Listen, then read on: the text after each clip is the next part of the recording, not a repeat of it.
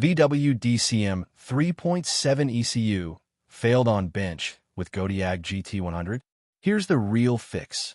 Hey everyone, welcome back to Baabji Motors, your trusted hub for everything related to automobile diagnostics, ECU programming, and repair solutions. Before we get started, a very quick but important note. This video is made purely for educational and informational purposes only. All demonstrations, discussions, and step-by-step guides shown here are strictly to help technicians, enthusiasts, and learners better understand diagnostic tools and automotive systems. We always respect fair use guidelines, and any references, brand names, or trademarks mentioned here belong to their rightful owners. Please remember to always follow your manufacturer's recommendations and your local laws and regulations when working on vehicles.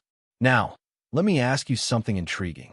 Did you know that even if your ECU identifies correctly on the bench, you still might not be able to read or write it successfully?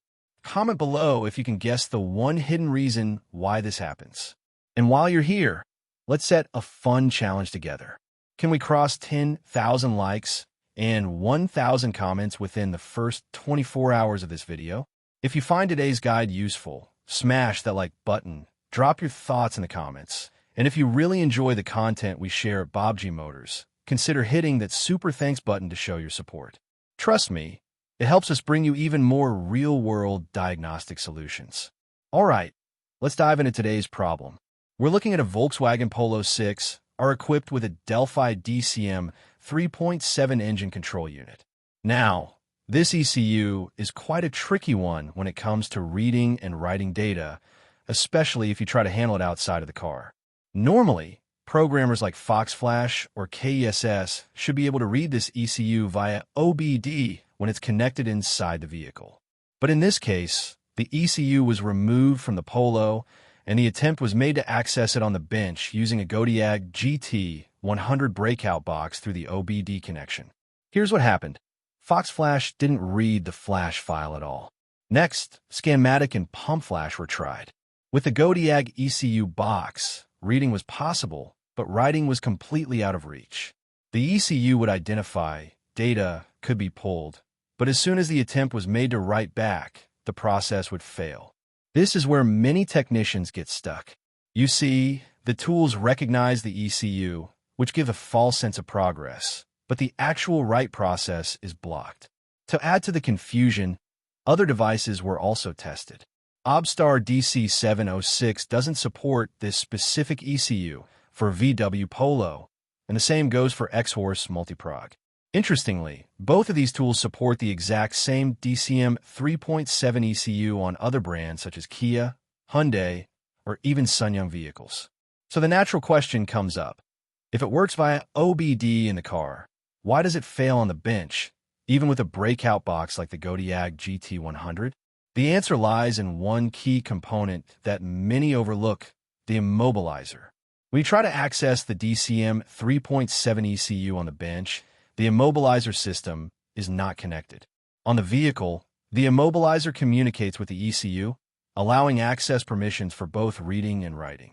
But on the bench, without the BCM or Immobilizer in the loop, the ECU refuses to grant full access. It can identify, yes, and in some cases it may allow partial reading, but writing operations are blocked completely.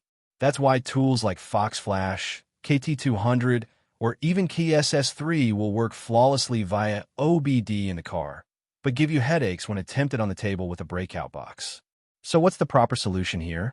There are really only two reliable routes. One, you keep the ECU inside the vehicle and perform the operation through OBD with tools such as KSS3, Foxflash, or KT200.